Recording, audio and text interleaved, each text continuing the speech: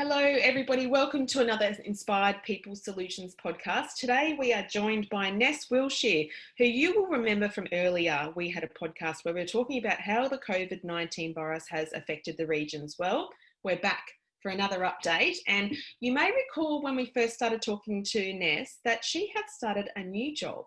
And I guess, Ness, welcome back, but maybe you could fill us in on how your dream job is going.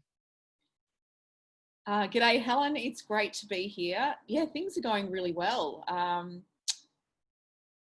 Working from home, living the dream, I suppose.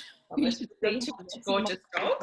Now, I think that the best thing about what I've been doing is it's the connections in the Bendigo region in Victoria that this role has enabled me to make in a very short space of time. So the core of the role is to share the good news stories of how the community is basically coming together and helping each other, not just in Bendigo, but the greater region of Central Victoria. So it's under the platform, it's called Help Your Neighbour, Central Victoria.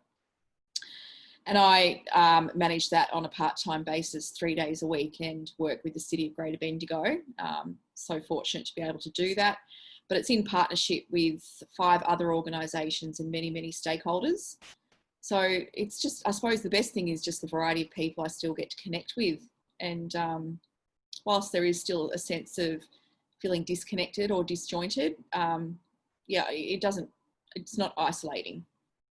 And I've been watching you with interest on your Facebook post, and I think we said off air that I admire your ability to, when you get into something that you're passionate about, you deep dive and you just give 150 gazillion%. I really admire how you just embrace things, and particularly your bent the last few years has been very much about community, connectedness, working in the regions. And I think sometimes in life we make decisions or go for tree changes and you think, where's this going? And I think for you, this is ideal for your personality and your skill set. And I've been watching all the posts that you've been putting up on Facebook with Help Your Neighbour. And for our listeners, you should get in there and have a look and see the work Vanessa is doing. But do you want to just maybe give us a few examples of where your community has connected and some of the projects that you've been working on, if you can talk about some of those? Yeah, absolutely. So the Help Your Neighbour platform, it's a consortium of working partners that came together across business, not-for-profit and government to sort of provide people with a bit of hope and focus on good things that are happening. So when we were chatting before the podcast started, this has been a really challenging and overwhelming time, but it's not all bad. And I tend to come to community development from a perspective of a glass half full and think, well, what's working and what's going well, and let's start talking about that and look at how those ideas and solutions could potentially be adapted across into different areas. So from good news stories, everything from, over Easter, people were finding chocolate dropped in their letterboxes by random strangers to a rural town like Colbernabon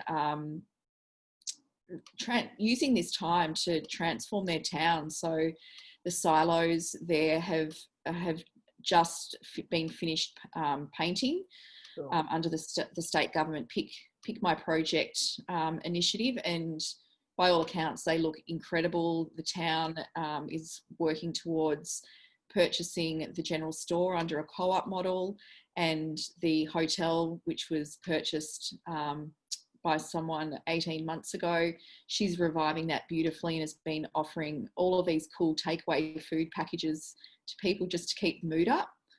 That's goosebumps. That's beautiful. It is, and I'm not sugarcoating it. It really is fantastic, and those stories are that's just beginning. There's food relief initiatives. A farmer called Brendan donated 10 tonne, so that's 10 tonne of chickpeas to Bendigo Food Share.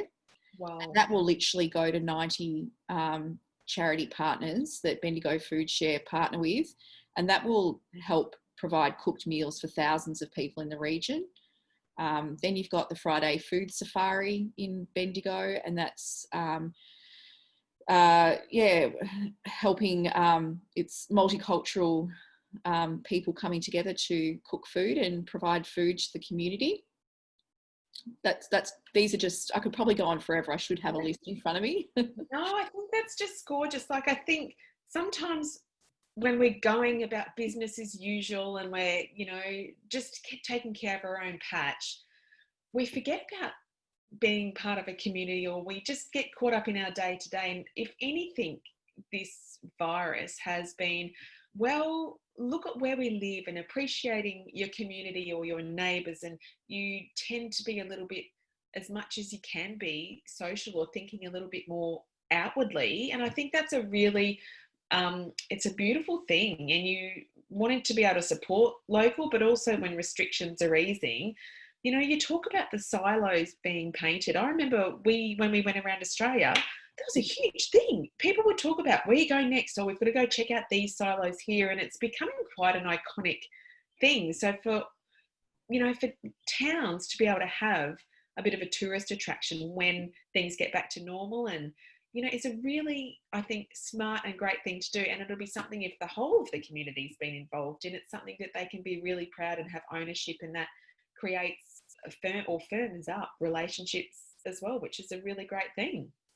Absolutely. And I think, there are some really interesting things happening up in Colbernabon, and it's a tiny town about 50 kilometres north of Heathcote. Yep. And even a couple of years ago, you probably would have just driven straight through the town. But now, just with these things that are the change that's happening, and I did see the silos at the beginning, just before the lockdown was happening, and the artist was up on his cherry picker, and you could go and talk to the committee and find out the background of how this has all come about. This is going to be all ready and waiting. So it's been, I suppose, maybe an incubation period for them. I can't wait to get up there again. Yeah, that's cool. And the thing is, if international travel is restricted, we might see a really big boom in more localised, people getting in caravans or camping or going more regional, which is bloody exciting, because there's so many cool places in Australia to see, once borders get lifted and that sort of thing. Yep. That is super cool. And I think, I know I've mentioned that on the Facebook page, Help Your Neighbour, but go on and check it out, because if you're thinking about what you can do with your community, or where to start, or what to do, or who to partner with, I think you've provided a pretty good blueprint of ideas and things that you can do, which will help communities come together and think about ways that they can be innovative to attract a bit more economic stimulation to their little part of the world, so they can get more people potentially visiting, or look at ways where they can help each other a little bit more as well. So I should say, Help Your Neighbour, it's not my idea. I'm the reporter, so I'm reflecting back the good things that are happening in the community, and it's realistic reporting. Like I said, I'm not going to sugarcoat things for the sake of making people feel good. It is really going in and saying, hey, in the middle of crisis, good things can happen. It's kind of like, the phoenix analogy of rising from the ashes. I love it. Yeah. I love it. It's really cool. Well, thank you for painting a really good picture for us all. I think, I've been really encouraged by what you've been doing. Some of the other things that I wanted to speak to you about is the other impacts that you're seeing in the regions, and we spoke about before the podcast, we were talking about the economic impact that this has had, and even to a grassroots level, what are you seeing, or what are some of the impacts that it's having when we touched on sport? Can you give us give us some examples of how sport's been affected in the regions as well? Yeah, absolutely. So as part of my role, I manage 20 volunteers, and one of their key responsibilities is to sort of having these present conversations in the community with business owners and community groups as to how things are really going for them, and not making assumptions, and feeding that back, and that will help inform the content of Help Your Neighbour. What came up in our meeting this week is an emerging impact or concerns for the future around community sport. I'm not a particularly sporty person, but for me, living in a rural town, nothing cuts to the heart of community and community connectivity more than sport, particularly kids' sport. So football, netball, cricket, even sport for the older generations, like ourselves, our parents, and even older. Yeah. One of our volunteers said that their local cricket club has lost 9 sponsors. So we're not talking big corporate sponsorship. Like, this is grassroots stuff. It's the local gift shop. It's the local fish and chip shop. It's organisations or businesses that have had to modify their operations or close entirely. And we're thinking, wow, that's massive for the immediate term and potential long-term viability of these clubs. And if we're not meeting, down at the local footy ground, and we may not even be able to because of restrictions, what does that mean for community connection and economic well-being of our town and our mental well-being? Yep. Yeah, it's huge. And I think, I was even thinking, I play touch footy up here, and not that I particularly enjoy it, but it's the 1 half-hour session a week where I have to run my guts up and try not to spew. But that's lovely, because I get to see, some girlfriends once a week and that sort of thing. And I actually, while you were talking, was thinking about all the sponsorship signs that go around that ground. And we were given shirts by one of the local craft breweries up here, which was great. But, my membership fees now, there's no way that I would ask for them back, because I recognise that the grounds are empty. But you're right, like, there's nothing like my kids play basketball, tennis and footy, and my little one's like, when can we play footy again, Mum? Like, this is crazy. And he looks at his AFL team that's going back to training, and he's like, well, why can't we yet? So, and I think, all those small local businesses that have chipped in what they could to, whether it be through t-shirts or signage, or it does have an impact, definitely, on that community. And we even look at when the AFL shut down, like people were like, what? I know, footy's done. And I was like, I can't believe we even got round 1 done, was my personal opinion. Like, the AFL think they're bigger than a virus and shutting down the world. But it's significant. It's significant. So then I think you have to diversify ways that you go about, not only potentially what sport can you play now. It might not be. You might not be able to go back to a contact sport. It might have to go back to, like, maybe a cricket or a softball or baseball. Like, who knows what that connectedness will potentially look like. But with something I wanted to touch on now, with restrictions easing, kids having the ability to go back to school next week, what does that mean? What are you seeing, and what's been the, I guess, discussion or dialogue you've had with your community about, well, restrictions are easing, we can start accepting people coming in now, there'll be overnight stays happening potentially, ours come into place from 12 June. So how's the vibe in your community been about, I guess, opening up a little bit more? Look, I think from what I've seen, I haven't had any direct conversations with the food and wine industry, but from what I can see, they're absolutely champing at the bit for people to be able to return, and why wouldn't they? One of the great things that I've seen with a number of winemakers is they've had virtual tastings on Facebook. So they'll send out little, I know it sounds great, right? They'll either send out full bottles or those little bottles, on subscription. And then every Friday night you log on, and then you have a chat with the winemaker and you talk about how to talk about wine. And a group of women in wine in this region have come together to talk about being a woman in wine, which I think is fantastic. So they've found new ways to connect with their audience and to keep the conversation going. So Heathcote is still sort of front of mind for people as restrictions lift. Yep. I think very much in the community, it's a bit of a wait and see.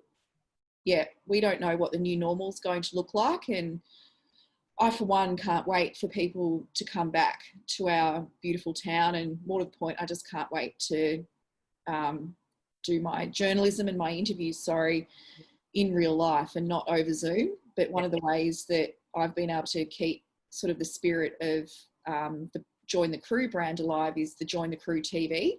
Yep. Okay, cool. Where I interview people like what we're doing now for about 10 or 15 minutes in the community, and you find out cool and fun and quirky facts about people as well as what they're doing. So when restrictions do lift and people come in, they're like, hey, I know you, or I know you love Freddie Mercury and Queen now, and I do too, so I'm going to drop into the post office and have a bit of a yak. Like, great. Yeah, it's fun. It is fun. And I think too, with community, that's such a great thing to do. And Heathcote, I mean, I had a Heathcote red this week because, believe it or not, up here, it's getting a bit chilly. So it's time for the red. Like, yep. Oh my gosh, I remember when Garth and I discovered Heathcote, pre-kids, and we had a weekend up there. I'm like, how have I not found these wines before? Oh my God. I know. Why do you think we moved here, Helen? Oh, I don't blame you. And the town, stunning. It was just gorgeous, you know, great food, just everything about it is adorable. So, and the fact that you're personalizing it so that it gives people a story and a connection and makes them want to come and be part of your world for a weekend or a week is a really great thing to do. Yeah, look, it's a small thing, but if people do stumble across the videos, then yeah, you'll recognise people when you come into town. Yeah, it's great. Yeah, that's really cool. So yeah, I think, you know, we talked about, you know, with restrictions, even whatever the new normal is, nobody knows at this point in time. And I think, you know, we've been really great at adapting to, well, we need to get safe and we need to get well and we need to do it quickly. So this is the best way to do it, and work from home. And the technology's been able to support businesses exceptionally well. And who knows what the next pivot that we have to take will be. But I think, if anything, it's brought people around to being a little bit more community minded, looking at connectivity, caring a little bit more for teammates or colleagues, and reaching out a little bit more to their neighbours. And I think, you know, I think last time we spoke, one of the initiatives that you had was a little letterbox newsletter where you some details, and that's been lovely. So you get more connectedness with people. So if anything, maybe COVID-19's been the connected virus. You know, even though we've been separate, we potentially have been connected, because, you know, I think we all need our cup filled a little bit by people. Even I'm a massive introvert and I'm very happy in my own company, and people will find that shocking, but I have to put a certain hat on to go and go, you know. Yeah, I understand. Yeah, so it's one of those things that I still make sure that I call someone every day, so I'm just not staring at the same four walls, and don't have to put up with kids and husband talk. As much as I love them, it's really good to have an outside voice to you and just have a chat with someone, see how they're going. And the connectedness has been key through this.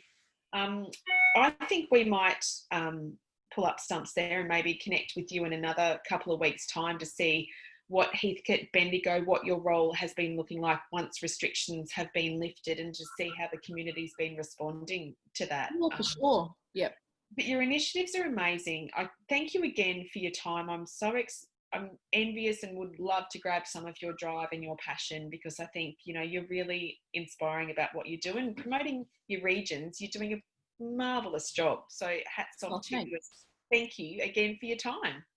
Yeah, look, I think when you find something that just does fill your cup, like you say, it's impossible for me not to get excited about it. Yeah, I love it. Well, thank you. And we look forward to chatting with you again in another couple of weeks' time. Ace, look forward to it. Thanks, Ness.